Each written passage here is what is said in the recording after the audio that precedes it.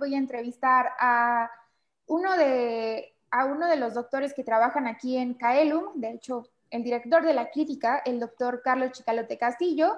El doctor lleva más de 10 años de experiencia bueno, lleva más de 10 años dando consulta, es médico psiquiatra y psiquiatra y pues eh, sí, él nos acompaña el día de hoy, nos va a explicar por qué nos deprimimos y antes de empezar me gustaría decirles que nos vayan dejando sus preguntas porque al terminar la explicación del doctor Carlos, bueno, él les va a dar respuesta a sus preguntas.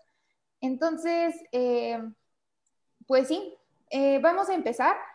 La primera pregunta, doctor Carlos, que le quiero hacer es, ¿qué es la depresión?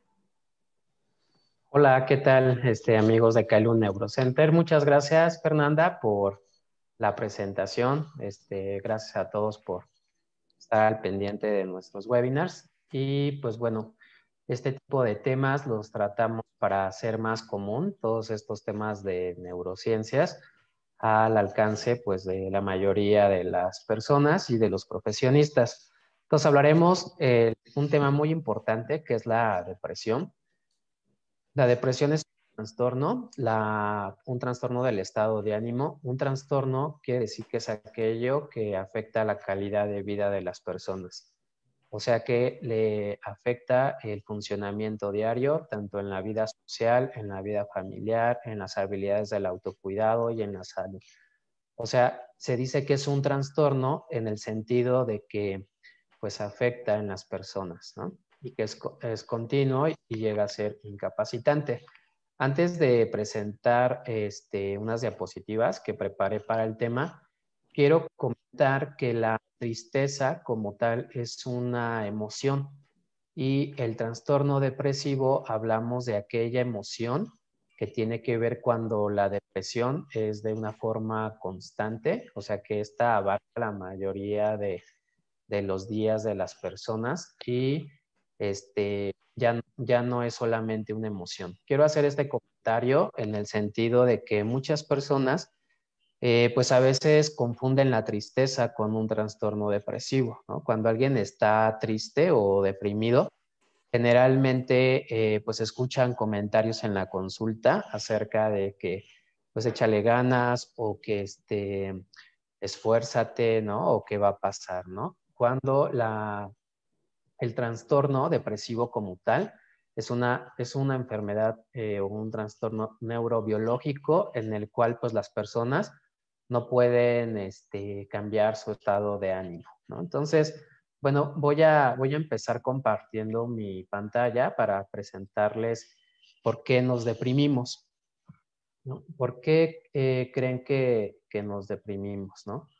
Pues muchos dicen que es de acuerdo a los problemas que podemos tener. O sea, estos son los factores ambientales, pero pues se ha visto que hay familias que con los mismos factores ambientales o sujetos en una comunidad con los mismos factores adversos o ambientales que no logran tener este tipo de síntomas, o sea, como un trastorno, sino que pueden llegar a tener tristeza, pero no un trastorno como tal. Se ha visto que están asociados también factores ambientales como es la alimentación. Entonces, alimentos altos en carbohidratos o en azúcares refinados, pues hace que también el estado de ánimo de las personas o este estado de recompensa también se pueda ver afectado. Aquellos estados en que pues, las personas son sedentarias, los estilos de vida no saludables también están asociados como un factor ambiental. Algunos efectos tóxicos del medio ambiente, me refiero a que ciertos contaminantes, el ruido, el hecho de la contaminación, pues también puede ser un factor ambiental. Aquellos que tienen que ver con tratamientos también, me refiero aquí a tratamientos médicos de cualquier tipo que también pueden desencadenar síntomas depresivos o un trastorno depresivo, como pueden ser, por ejemplo, medicamentos para el crecimiento de la próstata o antihipertensivos o incluso medicamentos que se usan para el estómago, para la acidez o la gastritis, también pueden provocar o predisponer a síntomas depresivos, ¿no? Y después un trastorno.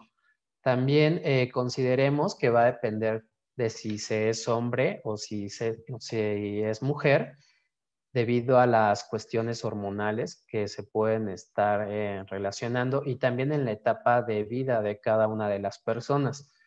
O sea, generalmente la depresión pues se había considerado en personas adultas y anteriormente no estaba considerada en niños, ¿no? Ahora se sabe que la sintomatología de los niños pues es diferente, en el sentido que los niños tienden más hacia la irritabilidad, hacia el oposicionismo cuando están depresivos.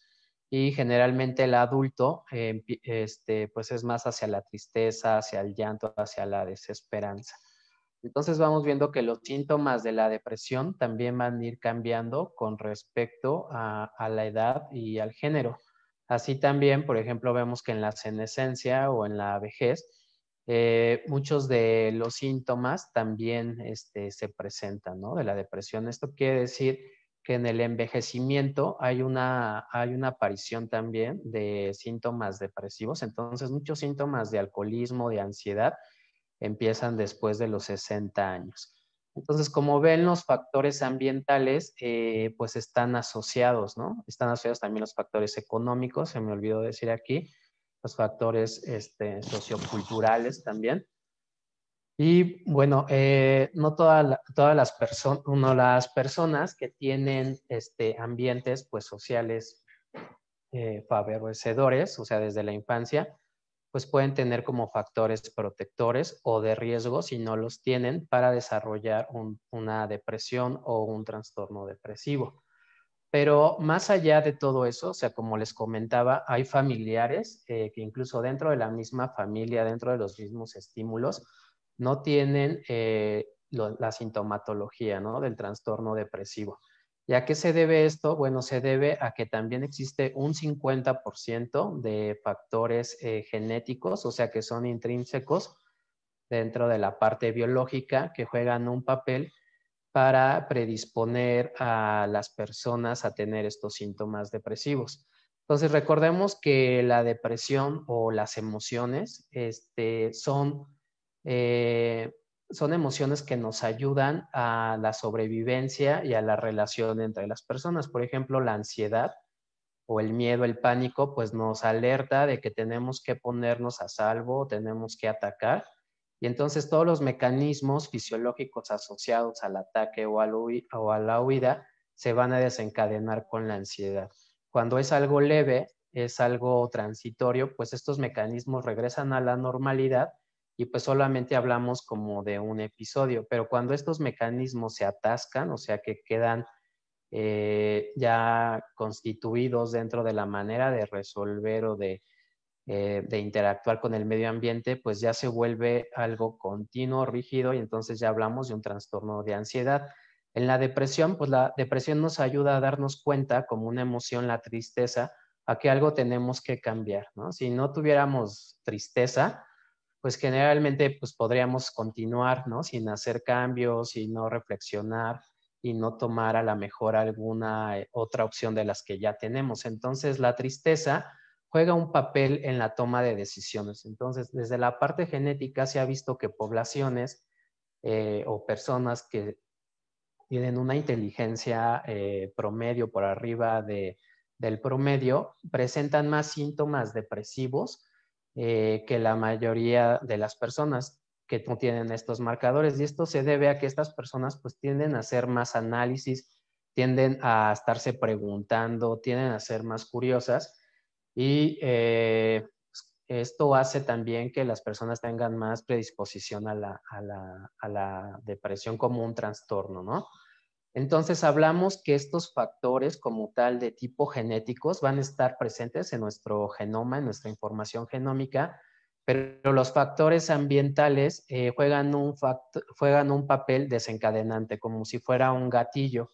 Entonces, cuando hablamos de epigenética, hablamos de cómo los genes se van a expresar por estos estímulos ambientales. Entonces, dentro de las mismas familias, aunque se tengan la misma genética, pues estos factores epigenéticos, o sea, de cómo van a interpretar los factores ambientales, van a ser aquellos que van a predisponer a que las personas tengan o no depresión.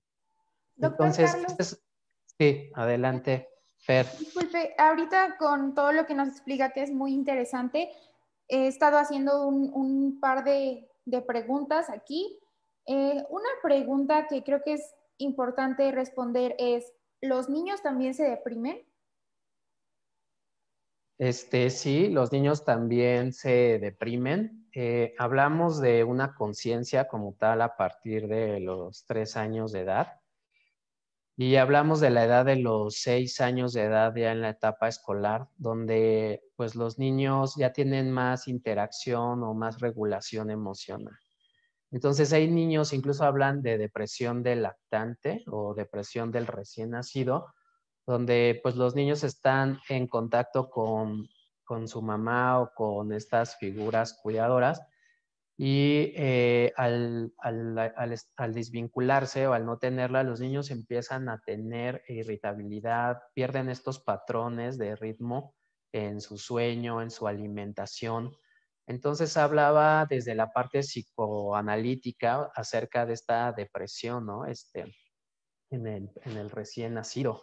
Entonces los síntomas van cambiando, pero sí los síntomas pueden estar presentes desde los primeros 3 años. Obviamente es más difícil y menos común que se haga el diagnóstico, pero sí pueden estar presentes. Generalmente en los escolares lo que vamos a ver es la irritabilidad, el oposicionismo y la pérdida de funcionalidad, ¿no? Empieza a ver que los niños empiezan a aislarse, empiezan a referir ideas de desesperanza, incluso de suicidio. Hay niños de 6 años que ya tienen pensamientos de muerte.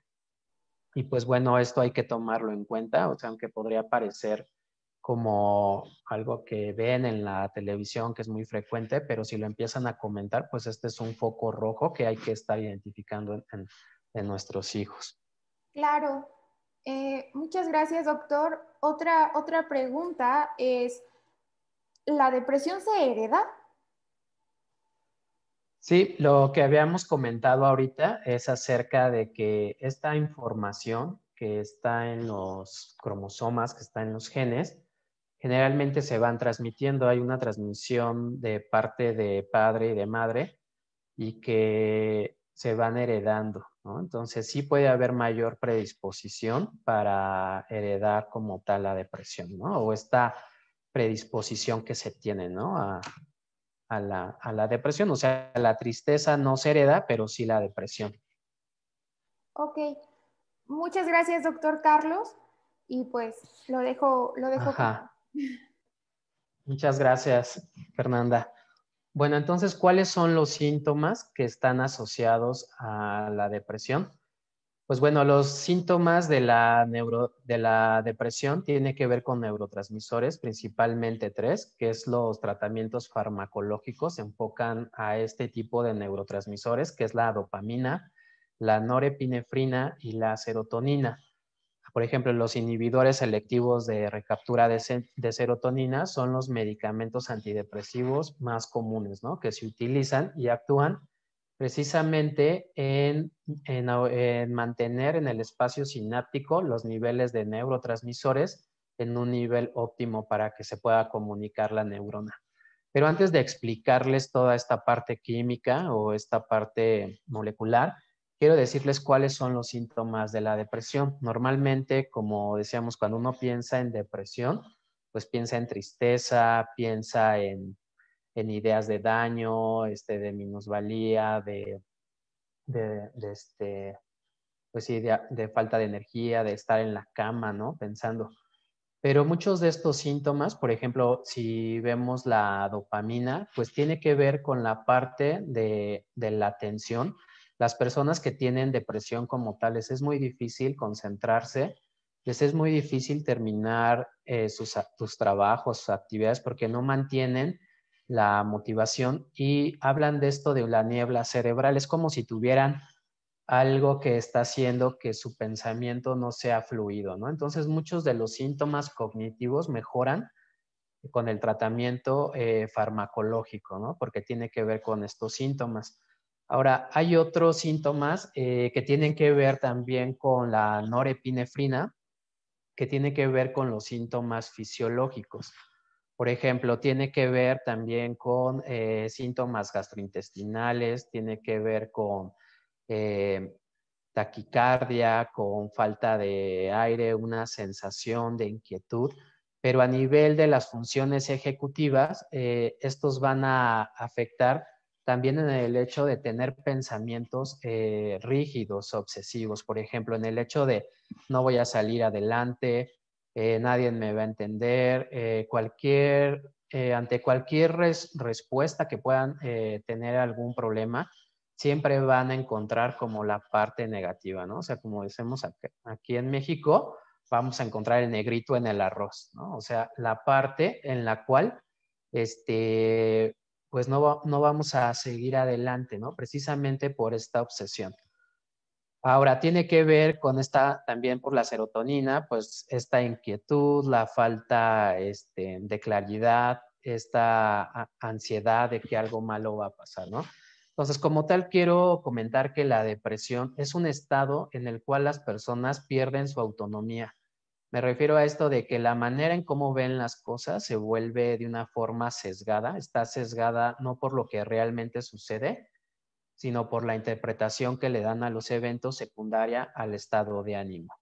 Entonces, nosotros tenemos muy claro que si tenemos un pensamiento rígido, negativo, depresivo, pues eso va a estar también repercutiendo en nuestro estado de ánimo, en el sentido de que vamos a estar pues desmotivados, vamos a estar apáticos, pero también en esta parte de la perseverancia, no vamos a tomar las decisiones adecuadas para tener un tratamiento. Por eso es que cuando hablamos de una depresión grave, cuando hay ideas de suicidio o de muerte, la persona ya no puede tener una claridad en lo responsable de las conductas que puede tener. Entonces, el suicidio puede ser una respuesta de tipo inmediata a una decisión definitiva.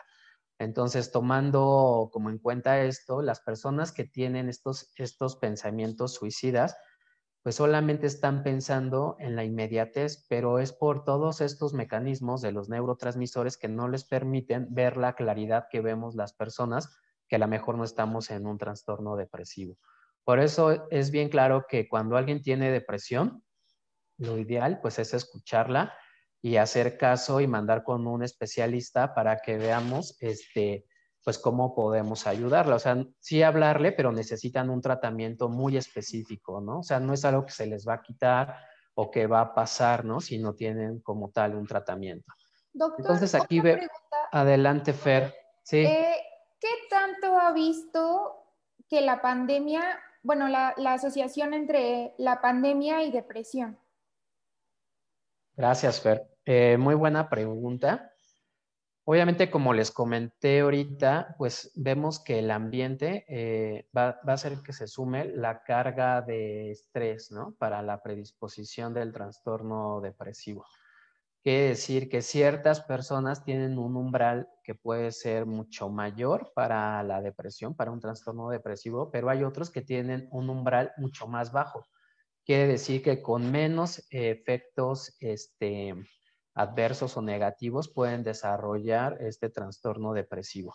Entonces, si vemos que la vida tal normal como la concebíamos hace casi 2 años, pues era una forma estresante, si le sumamos el estrés del COVID, de la pandemia, pues obviamente estamos hablando que va a aumentar, ¿no? Toda la proporción de la prevalencia de los trastornos depresivos.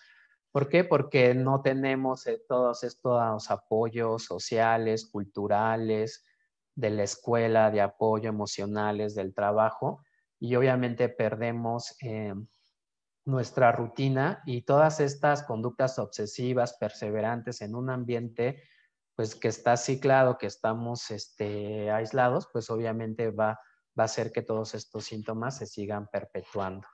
Entonces es muy importante tomar un tratamiento para depresión porque va a ser más frecuente porque se suma a la carga de estrés.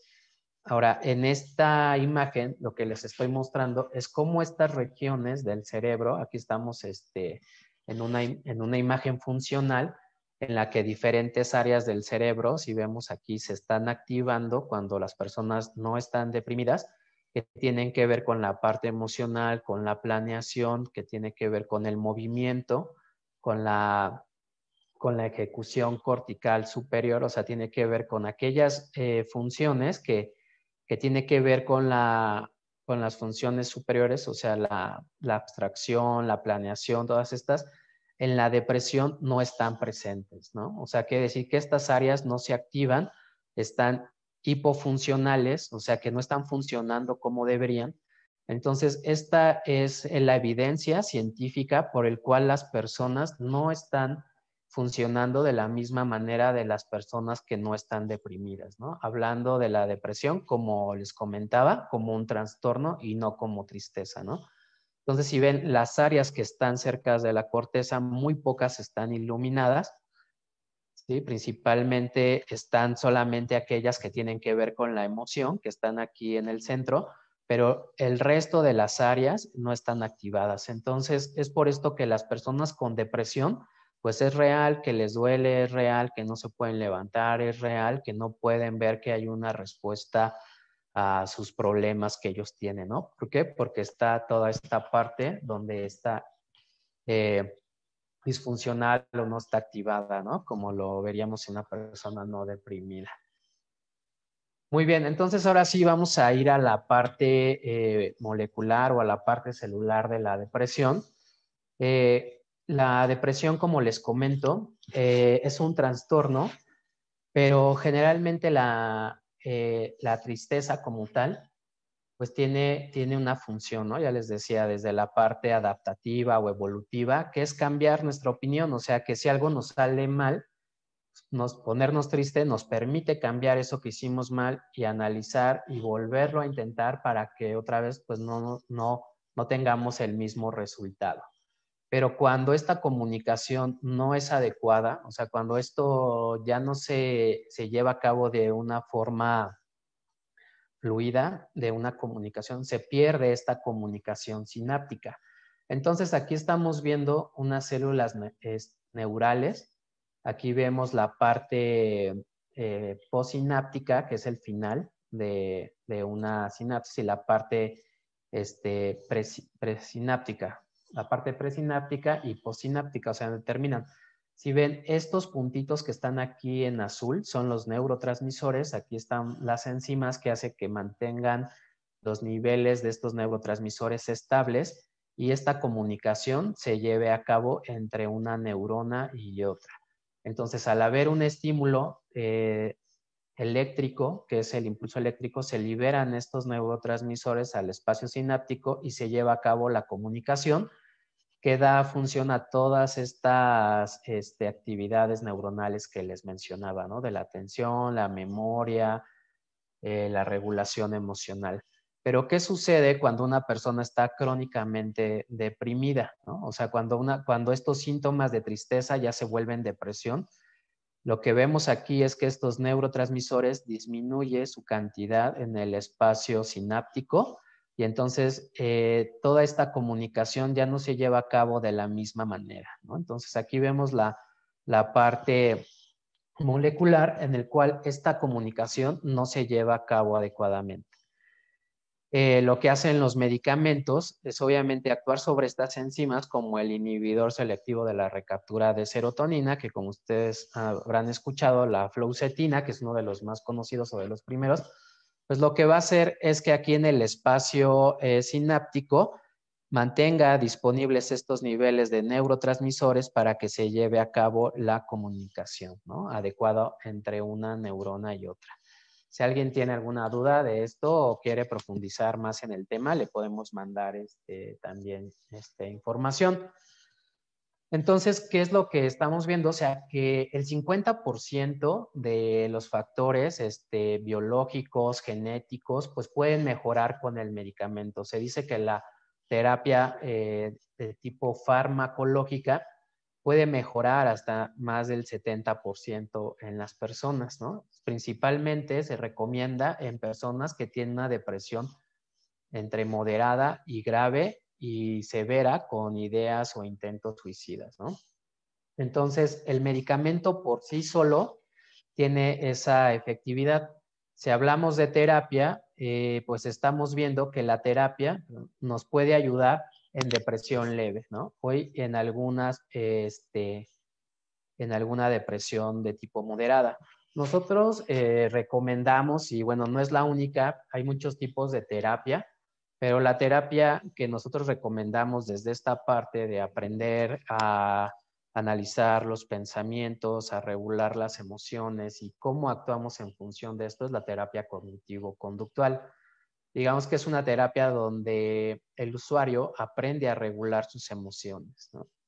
Pero cuando estamos en una depresión severa, pues el paciente ya no puede hacerse consciente de los síntomas por esta rigidez, por esta falta de planeación.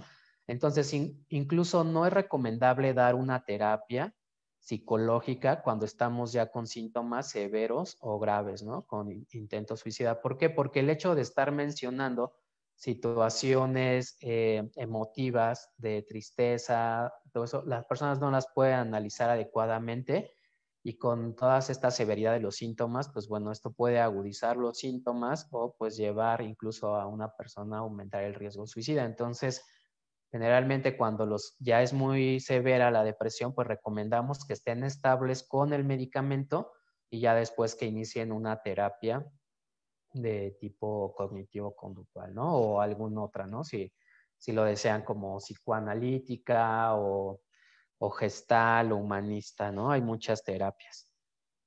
Bueno, ¿qué hemos visto también aquí, como les comentaba, la alimentación? La alimentación es muy importante, ya que en la alimentación pues están todos aquellos componentes que van a hacer que toda esta comunicación molecular sináptica se lleve a cabo adecuadamente, el complejo B, el ácido fólico, todos estos son como los aditivos para la energía y que se lleve adecuadamente, ¿no? Entonces, una alimentación balanceada pues va a hacer que nuestro cerebro esté funcionando adecuadamente. Ahora, hay ciertos medicamentos, ciertos alimentos, perdón, que no a todas las personas le caen bien, incluso pueden provocar inflamación y pues bueno, esos alimentos tampoco en aquellas personas pues no se deben de consumir, ¿no? Ahora tenemos ya la genómica de la alimentación, donde vemos qué alimentos son como propicios para cada uno de nosotros de acuerdo a nuestros antecedentes genéticos, ¿no? A nuestra genómica. Y otro de los tratamientos que hablaremos aquí en el siguiente webinar es acerca de la neuromodulación. Como les decía, la terapia y el medicamento lo que hace es que estos factores ambientales que están asociados a la depresión por ya tener una predisposición, pues van a hacer que mejore, ¿no? Por ejemplo, en el tratamiento conductual de la depresión y en el medicamento también. Pero lo que hace la neuromodulación, donde no hay medicamentos, es que precisamente regula este intercambio eléctrico entre estas dos neuronas y las neuronas como tal mandan una señal de retroalimentación al genoma para que produzca más receptores y entonces aumente la recepción de los receptores como tal, o al contrario, que vaya quitando, por ejemplo, las enzimas. O sea, lo que va a hacer es de que va a mantener de una forma natural estos niveles de neurotransmisores dentro del espacio de una forma natural cuando el tratamiento de neuromodulación se da por 3 semanas aproximadamente, ¿no? Entonces, estos cambios químicos con una intensidad leve pero continua, permiten que todos estos receptores que están aquí y que todos estos también aquí mecanismos de señalización celular que están a nivel postsináptico y presináptico se regulen, ¿no? Entonces, una de las nuevas alternativas que existen actualmente, pues es la neuromodulación. Y bueno, con esto pues termino y vamos pie a las preguntas. Fernanda, doctora Yariela, si quiere comentar algo para la presentación que les acabo de hacer. Muchas gracias, doctor. Sí, bueno, tenemos muchísimas preguntas y muchísimos comentarios y muchísima gente interesada también en que les mandemos la información de la que nos comentaba hace un momento. Ya les están contestando para hacerles llegar esa información. Y pues bueno, una de las primeras preguntas, bueno, es un comentario que dice: yo me deprimo por pensar en el pasado. Tengo 47 años y nos dice que pues siente eso por su soledad. ¿Qué le podría decir a esta persona? Claro. Bueno, como acabamos de decir, la depresión, por lo general, vemos como es estar pensando en cosas que sucedieron, ¿no? En estar como rumiando cosas que se pudieron o no hacer o las situaciones que se vivieron en el pasado. Es un mecanismo, como acabo de mencionar desde la parte de la biología evolutiva, es un mecanismo que nos permite cambiar nuestras conductas y mantenernos a salvo, ¿no? Porque si no tuviéramos estas ideas o estos pensamientos, pues probablemente pues nos expondríamos al mismo peligro. Entonces, pero cuando este mecanismo es rígido, me refiero a que se vuelve perseverante y entonces ya no te permite ver la realidad, pues entonces mantienes los síntomas, ¿no? O sea, se pueden mantener las personas deprimidas por cosas que pasaron hace 10, 20 años y pues bueno, no logran superarlo, ¿no? Entonces la terapia cognitivo-conductual pues permite analizar esta rigidez que puedes estar presentando, la manera en cómo te sientes ante eventos que no te están sucediendo, pero que los relacionaste en algún momento con estos traumas o afectaciones del pasado y cómo puedes ver que ya no sucede y cambiar entonces esta manera de ver las cosas, ¿no? Pero es una pregunta pues muy interesante acerca de la depresión. Perdón, de hecho, si me permites agregar a lo que comentas, en la pregunta están resumidos dos síntomas. La sensación de soledad es uno de ellos, la tristeza y la sensación de soledad son síntomas de depresión. Y hace un rato tú mencionabas pensamientos característicos de la depresión: culpa, minusvalía o sensación de no valor, desesperanza, sensación de que lo que viene ya no vale la pena, sensación de soledad. Entonces, cuando estas ideas están presentes, de manera, cuando aparecen juntas, hay que sospechar de depresión. Culpa, minusvalía, desesperanza y soledad son pensamientos que acompañan a la depresión.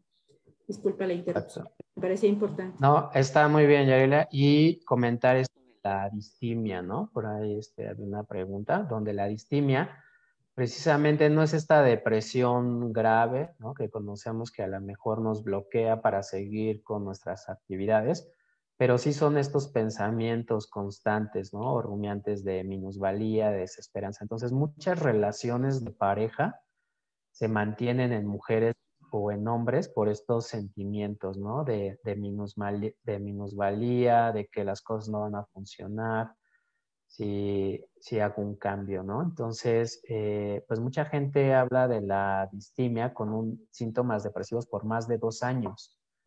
Y yo me atrevería a decir gente que vive deprimida, ¿no? Que ya es como una característica, ¿no? De la personalidad. Entonces es muy difícil que entre más tiempo pase, pues se acostumbran más a estos síntomas. O dentro de las familias también, ¿no? Los síntomas se normatizan, o sea, como que es algo normal. Y entonces, pues entre familias se acostumbra a ver así las cosas, ¿no? Como de esa forma. Pero normalmente, pues no es así, ¿no? El estado de ánimo, hablamos de eutimia. Muchas Gracias, gracias Gabriela. a los dos por darle seguimiento a este comentario. Espero que, bueno, sí, espero que sea de ayuda para la persona que lo escribió. La siguiente pregunta dice: ¿cómo diferenciar entre una depresión real y un periodo de melancolía o desinterés por las cosas cotidianas?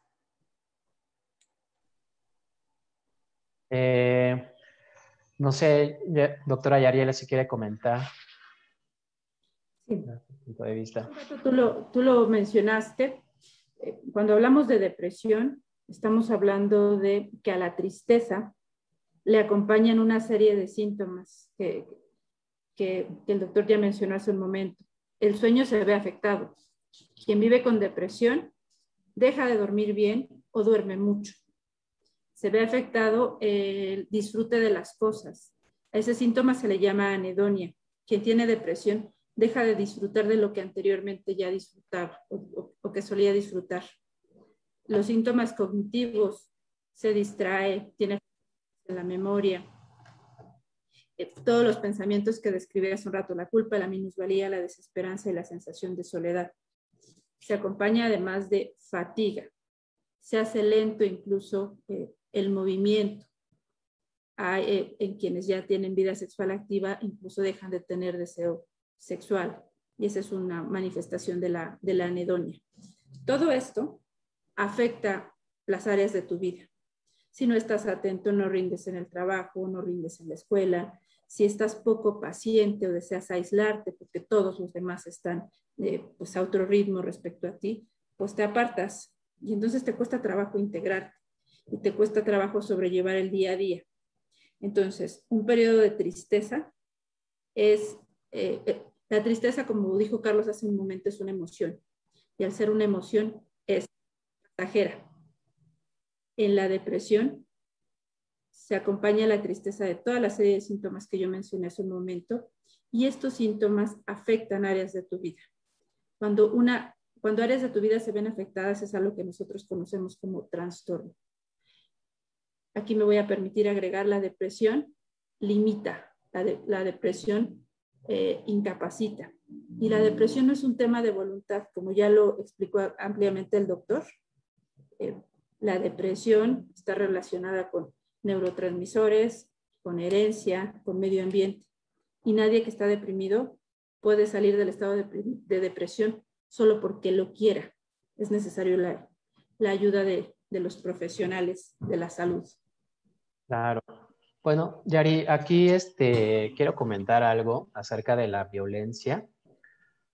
Generalmente la violencia también es depresión, ¿no? Generalmente la violencia en los hombres principalmente, hablo porque generalmente los síntomas están muy asociados, por ejemplo, con el género, ¿no? Entonces, cuando hablamos de tristeza, cuando hablamos de los síntomas que acabamos de hablar, generalmente están asociados con síntomas en las mujeres, ¿no? Con síntomas que tienen que ver con la parte emocional. Llegan, las mujeres son los síntomas, ¿no? Pero en los hombres, generalmente la irritabilidad, el enojo, la violencia está asociado con la depresión, ¿no? ¿En qué sentido? Para mantener la autoestima, o para mantener el estado de no vulnerabilidad, a veces el hecho de sentirse vulnerable es una situación que culturalmente tal vez no se permita. Entonces, la tristeza se manifiesta a través del enojo. Cuando tú te peleas con alguien o tienes una confrontación, de una manera u otra mantienes el autoestima, ¿no? Mantienes el autoestima de que puedes resolver las cosas a pesar de que existe la violencia, a pesar de que puedes sobreponerte, ¿no? Entonces, en relaciones donde ha habido hombres que están deprimidos, generalmente violentan a sus hijos o a su mujer, o salen a la calle a pelearse con alguien más porque no buscan quién se las hizo, sino quién se las paga, ¿no? Entonces, yo creo que esto es algo de lo que estamos entendiendo de la neurobiología diferente, de la descripción de síntomas, tanto en hombres como en mujeres y como en niños, ¿no? Por eso mencionamos que hay diferentes etapas, ¿no? Y también de acuerdo al género. Entonces, también en las niñas, por ejemplo, en las adolescentes es muy diferente también los síntomas depresivos, ¿no? Generalmente en las niñas, pues pueden ser inatentas, pueden ser dispersas, oposicionistas. Entonces, los síntomas van a cambiar y van a cambiar mucho dependiendo del género, no como en los libros o en las sociedades actualmente así las describen, ¿no? O sea, como solamente en estos síntomas de tristeza que acabas de mencionar, pero no toma en cuenta las cuestiones de género ni de edad, que es algo que actualmente ya se está contemplando. Sí. Ese era el comentario que Perdón, quería hacer. rapidísimo y para no quitar tiempo Ajá. a responder las preguntas. Esto que acabas de mencionar tú es muy, muy importante, porque tenemos, cuando hablamos de diagnósticos en psiquiatría, tenemos estereotipos, perdón. Entonces, cuando pensamos, por ejemplo, en alguien con depresión, esperamos que sea alguien que esté todo el día acostado en su cama, que no salga a la calle, o sea, lo que nos han contado que es la depresión. Pero cuando tú hablas que un hombre con depresión, bueno, un hombre que es agresivo, vale mucho la pena sospechar que está deprimido, pues nos estás ampliando la visión de la depresión. La depresión tiene amplias caras, la depresión no es únicamente tristeza. Entonces, esto es muy interesante, el comentario que acabas de hacer. Adelante. Muchas gracias a los dos. Bueno, voy a continuar. Nos preguntan cómo saber si el tratamiento es el adecuado o es funcional. Adelante. Bueno, lo que vamos a evaluar generalmente es el nivel de funcionamiento, ¿no?, de las personas. O sea, las personas a veces, por ejemplo, en los niños, en los escolares, dicen, bueno, es que lleva buenas calificaciones, ¿no? Puede ser que lleve buenas calificaciones, pero eso no quiere decir que el niño no tenga depresión. Puede ser que el niño no tenga buenas habilidades de adaptaciones sociales con sus compañeros, o que no disfrute lo que hace y solamente tenga como esta rigidez a lo mejor de tener buenas calificaciones, ¿no? Igual pasa en los adultos. A lo mejor pensamos que por tener trabajo o porque tenemos economía estable, pues eso hace que estemos bien, ¿no? Pero hay muchos factores que tenemos que ver, tenemos que ampliar la visión de que estamos funcionando adecuadamente en las áreas de nuestra vida, ¿no? Entonces hablamos de la pareja, hablamos de la parte de los amigos, hablamos de la parte espiritual, de la parte social. O sea, generalmente cuando podemos adaptarnos en la mayoría de las habilidades de la vida diaria, pues estamos hablando que el tratamiento para la depresión está funcionando. Generalmente cuando se inicia un tratamiento para depresión, todas estas áreas empiezan a funcionar de una manera armónica y en todas estas áreas y no solamente en una. Entonces yo les diría que si no está funcionando de esta forma, si no pueden dormir, principalmente el sueño es como el síntoma pivote de que no pueden descansar adecuadamente, pues algo puede estar ahí sucediendo. Eso sería mi comentario. Ok, muchas gracias, doctor. Continuando, nos preguntan sobre, bueno, nos comentan sobre un caso de trastorno obsesivo compulsivo en un joven de 15 años que tiene conductas repetitivas, rituales de limpieza, y bueno, la pregunta es, ¿cómo saber si su trastorno obsesivo compulsivo va acompañado de depresión? Bueno, si me permites, doctora, rápidamente. Generalmente el trastorno obsesivo compulsivo es un trastorno que está asociado con la depresión y la ansiedad. Generalmente las personas que tienen estas obsesiones o compulsiones disfuncionan en muchas áreas, en la área social, en el área laboral o escolar, ¿no? Entonces esto aumenta la carga de estrés y generalmente se asocia a la depresión.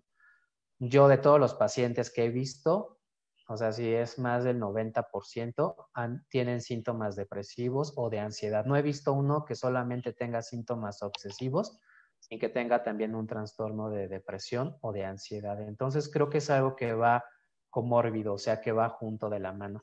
Y ese es el problema de la clasificación, ¿no? Que solamente si nos vamos por un solo diagnóstico y no vemos los diagnósticos que están asociados, pues corremos el riesgo de no tener las intervenciones adecuadas, ¿no? Entonces las personas o los especialistas estamos obligados a evaluar todos estos síntomas, ¿no? La depresión y la ansiedad siempre es un pivote, siempre es un botón para que el paciente venga a consulta. Si solamente se trata la ansiedad y la depresión y no se investiga por qué se da, pues entonces el tratamiento se va a dar imparcial, ¿no? Se tiene que investigar qué hay más allá, ¿no? Por ejemplo, nosotros que nos especializamos en el espectro autista o en el trastorno de déficit de atención, generalmente vienen a consulta por los síntomas depresivos o de ansiedad, ¿no? Es muy raro que un paciente llegue por los síntomas de TDA o los síntomas del espectro autista. Entonces, generalmente pregúntenle a su médico o a psicólogo si puede haber algún otro diagnóstico. Gracias. No sé si quieras comentar, Jerry. Sí. Me interesa mucho comentar. Lo que tú mencionas respecto a la comorbilidad, regularmente la ansiedad y la depresión son la punta del iceberg. Hay que buscar qué hay de fondo. Y con este comentario voy a responder a dos preguntas que vi que habían hecho. Una de ellas es la asociación con consumo de sustancias y la otra es la asociación con TDA. Es muy frecuente que la depresión y la ansiedad acompañen al abuso de sustancias. De hecho, ahí es al revés. Regularmente quien consume sustancias, de fondo hay que buscar trastornos del estado de ánimo, ya sea ansiedad o depresión. Y en el caso del TDA, ya en la edad adulta, es muy frecuente que lleguen a consulta los adultos por ansiedad y depresión y de fondo tengan toda la historia de TDA. Eso es muy, muy importante, porque si no buscamos el diagnóstico de base, pues vamos a seguir teniendo que los episodios de depresión se repiten y se repiten, porque pues la causa original no está siendo tratada.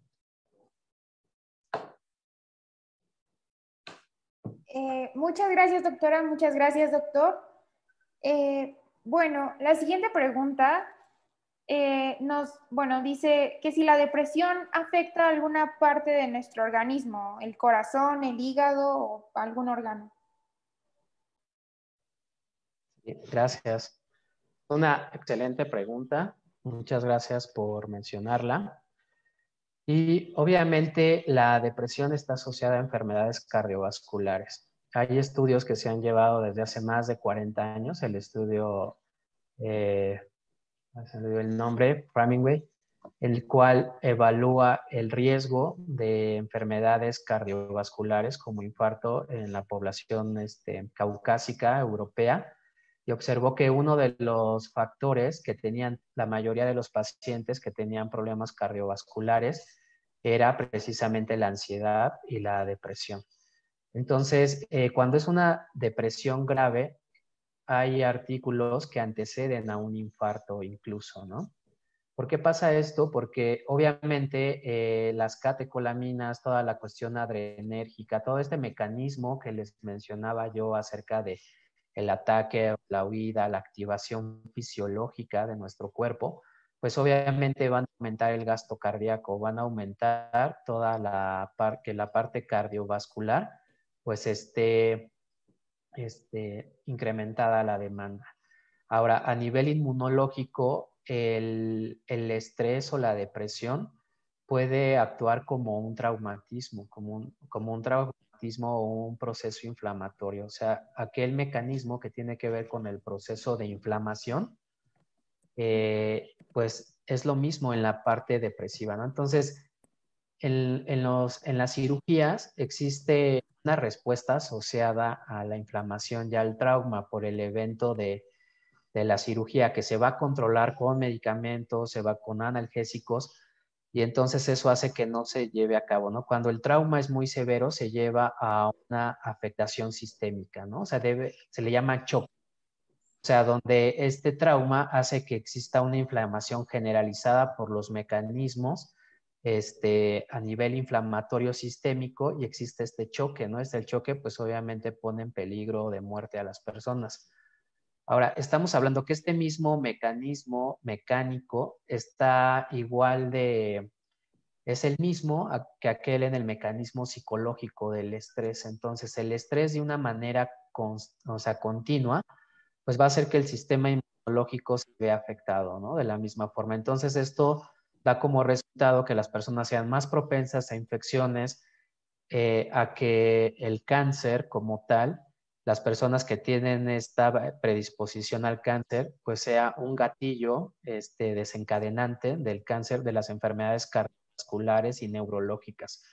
Entonces, vivir con un trastorno depresivo o ansiedad predispone a un disparador de toda la problemática médica que tenemos, ya sea endocrinológica, cardiovascular, neurológica o muscular, ¿no?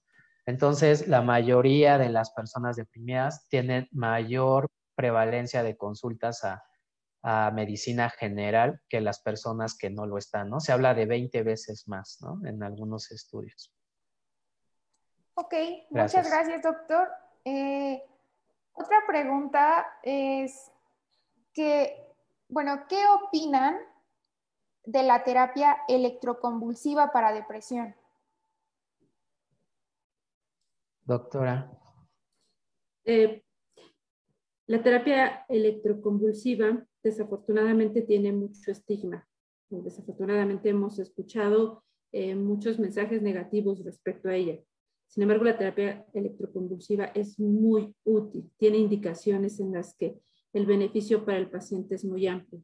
Una de ellas es la depresión. Entonces, sí, la terapia electroconvulsiva es útil. Se han desarrollado actualmente tecnologías que hacen que no se tenga que llevar el mismo protocolo estricto para iniciar terapia electroconvulsiva que para, por ejemplo, estimulación magnética transcraneal o neuromodulación. Actualmente se cuenta con tecnología que provoca menos efectos secundarios con muy buena respuesta. La terapia electroconvulsiva es una terapia muy útil para depresión. Esto es contestando puntualmente respecto a la opinión que tengo respecto a la terapia electroconvulsiva. Sí, gracias. Bueno, me gustaría agregar, doctora, que la terapia electroconvulsiva se usa actualmente en mujeres embarazadas, o sea, cuando los medicamentos pues pueden causar algún efecto, ¿no? De teratogenidad o afectación al producto, ¿no? O en episodios donde los medicamentos y junto con las terapias múltiples esquemas no funcionaron. Estamos hablando de tecnología de hace 70 años, más o menos, que empezaron con todo eso. Hace 20 años estamos entendiendo todos estos potenciales neurológicos, potenciales de acción, cómo es la comunicación celular, cómo es la genética. Y actualmente todos estos mecanismos que eran de la terapia electroconvulsiva, digamos que toda esta parte teórica se ha afinado al grado de que actualmente se puede usar y en Europa se usa lo que es la neuromodulación, que son microdescargas de un milivolt y que funcionan incluso con el mismo grado de efectividad que los fármacos, ¿no? Que la terapia antidepresiva. Estamos hablando también de la terapia de estimulación magnética transcraneal, que son imanes y que a través de esto también tienen una alta efectividad. Entonces estamos llegando a un área de las neurociencias donde todos estos mecanismos que antes generaban pues mucho miedo, mucho desconocimiento porque no se sabía, ahora con todos los avances de la genómica, de la cuestión computacional con la parte clínica, pues podemos darle una utilidad como nunca antes se había dado antes, ¿no? Y con toda la base científica. Y de esta Sí, vamos doctora. a ver de forma muy amplia en la siguiente sesión. Entonces, para quienes estén interesados en cómo es que funciona, cuáles son las indicaciones, vamos a asociar el siguiente webinar con la sesión del día de hoy. Ya para terminar, nos quedan dos preguntas. La primera es que si se debe de encontrar al terapeuta adecuado para, o sea, no depender durante muchos años de un solo profesional si no se observan avances. O sea, ¿cómo saber que están con el terapeuta adecuado? Yo quiero responder. Como mencionó hace un momento el doctor, la terapia que ha mostrado mayor evidencia para depresión es la terapia cognitivo-conductual, y la idea o el objetivo de la terapia es darle al paciente herramientas para que no tenga que permanecer toda su vida asistiendo a consulta, para que pueda identificar cuando reaparecen síntomas y pueda solicitar ayuda. Entonces, de lo que se trata es ir viendo avance. Tengo que moverme cuando no estoy viendo ningún cambio en mi sintomatología. Todos tenemos derecho a pedir una segunda opinión. Es importante que busquemos una segunda opinión si consideramos que no estamos viendo beneficio en nuestro tratamiento. Ese es un derecho de todos, ¿no? Y esa es mi recomendación. Gracias, doctora. La siguiente pregunta, nos comentan que su hijo está en la etapa de la adolescencia, que come mucho, duerme, que está irritable, que no quería cursar 2 trimestres y bueno, que como que un avance que mostró fue que ya empezó a bañarse a diario, entonces que quiere saber cómo lo puede ayudar.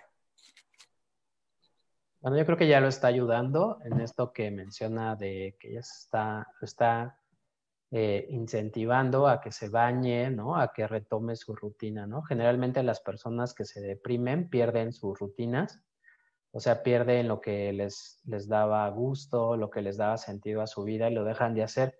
Entonces, el tratamiento conductual precisamente es esto, ¿no? El reactivar sus actividades de nuevo, ¿no? O si saben que a una hora muy específica los síntomas de tristeza o de depresión aparecen, es el momento en el que tienen que buscar una actividad que sea paralela, pero gratificante, para quitar como esa antecedente, ¿no? De que a ese horario con esa actividad se deprimía, ¿no?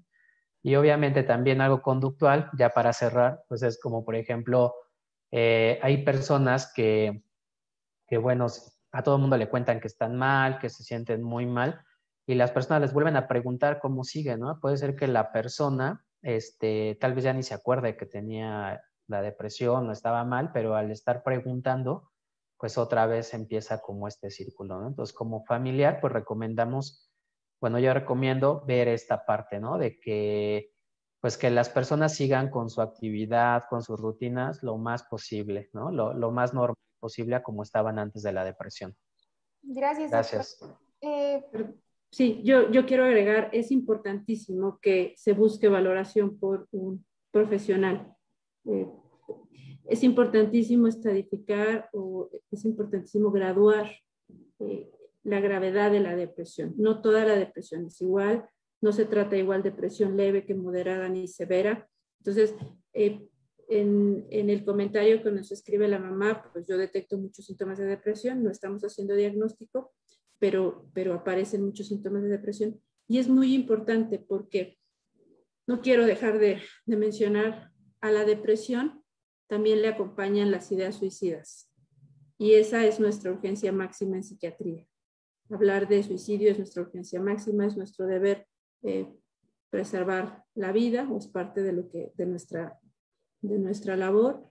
Y entonces, bueno, es importantísimo identificar si quien está viviendo con depresión también está cursando con ideas de muerte o ideas suicidas. Hay que evaluar la gravedad y los tratamientos son completamente diferentes. Entonces, por eso es que no debemos subestimar a la depresión. Insisto, hay muchas caras y algunas de ellas ponen en riesgo la vida del paciente. Ok, muchas gracias. Sé que ya se tienen que ir a dar consulta, pero hay una pregunta que me llama mucho la atención y ahorita la estoy viendo en Facebook. Nos preguntan que si la terapia electroconvulsiva está asociada con electroshock y nos comentan por ahí que un familiar asistió a este tipo de terapias de electroshock y ahora muestra trastornos. También nos dicen que por qué profesionales de la salud están recomendando este tipo de terapias. Entonces se me hace algo importante que se aclare o que ustedes, como profesionales de la salud, nos digan cuáles son los beneficios o por qué lo recomiendan. Pues sí, a grandes rasgos. Cuando di el comentario, lo antecedí mencionando que hay muchos estigmas. La terapia electroconvulsiva tiene más beneficios de los que conocemos. La respuesta es muy rápida y se puede dar a la par de tratamiento farmacológico. Sin embargo, actualmente la primera línea de tratamiento Cuando hablamos de tratamiento en depresión, igual que en otros trastornos, hay líneas de tratamiento. La primera línea de tratamiento o lo que elegimos de primera instancia es el tratamiento farmacológico.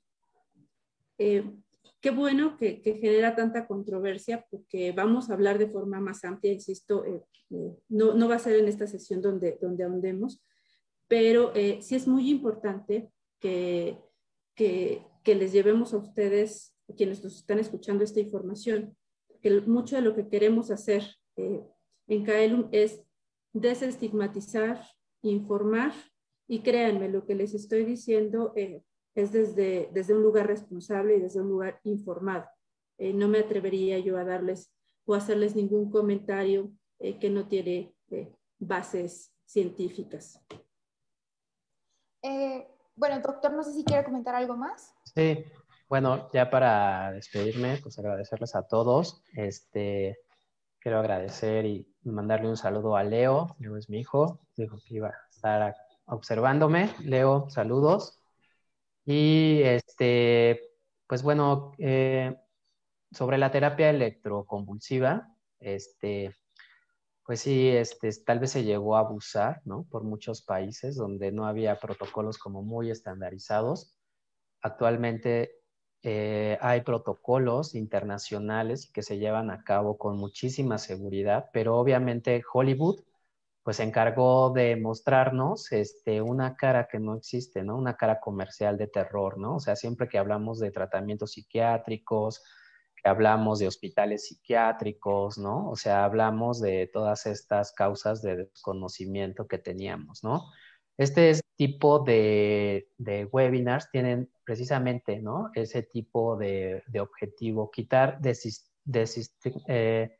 estigma acerca de la salud mental y de las neurociencias, ¿no? Los psiquiatras somos especialistas en la conducta desde una parte ambiental, como les mencionaba, pero también desde una parte biológica, fisiológica, y tenemos toda esta evidencia. La psicología, pues, se encarga precisamente de dar intervenciones, ¿no? Sobre toda esta parte emocional, toda esta parte conductual, ¿no? Entonces, juntos de la par, pues podemos ofrecer los mejores tratamientos. En Caelum Neurocenter, pues damos esta parte de la medicina de precisión, precisamente viendo qué necesita cada paciente de acuerdo a sus antecedentes genéticos, ambientales, familiares y bueno, todo el historial de la comorbilidad que pueden tener asociadas, ¿no? Entonces, pues bueno, los seguimos invitando a los webinars, vamos a seguir hablando de depresión, tratamientos alternativos. Y pues bueno, yo les agradezco mucho. Muchas gracias por acompañarnos a los dos. Es un gusto, como siempre, tenerlos aquí. La próxima semana vamos a hablar sobre los tratamientos para la depresión. Y pues los esperamos. Ya casi empieza el mes del TDA y ya pronto iremos subiendo el calendario. Va a ser un mes también lleno de muchos webinars, como el mes del autismo, abril, y pues los esperamos. Todas las preguntas que tengan o pues sí, que vayan teniendo, háganoslas llegar por mensaje directo en Facebook o por Instagram, y con gusto se las vamos a contestar. Las personas que solicitaron la información vía Facebook, si nos pueden hacer favor de mandarnos un mensaje directo para que nos pongamos en contacto con ustedes. Y pues bueno, muchas gracias y saludos a todas las personas que nos vieron. Tuvimos gente de Argentina viéndonos, a gente de Colombia y a gente de México, por supuesto. Y pues bueno, muchísimas gracias, cuídense y que estén bien. Bye. Bye.